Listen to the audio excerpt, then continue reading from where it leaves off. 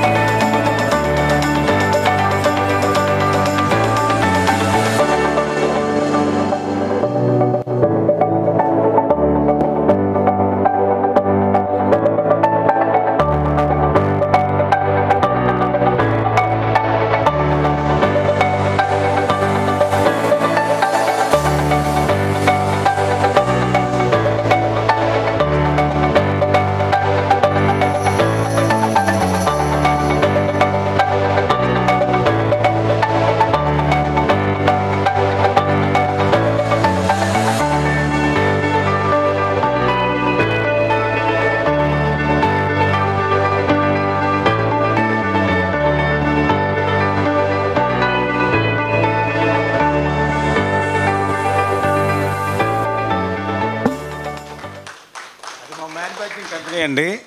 మొత్తం 60 ఎకరాస్, 400 మంది మా దగ్గర వచ్చే వాళ్ళు పనిచేస్తారు. డిసెంబర్లో వచ్చి మేలో ఒక 6 నెలలు పనిచేస్తారు. వర్షాకాలం వెళ్ళిపోతారు. మళ్ళీ మే నుంచి నవంబర్ వరకు మాకు కావాల్సిన మట్టి కానీ ఫ్లై యాష్ కానీ మెటీరియల్ మొత్తం రెడీ చేసుకుంటాం.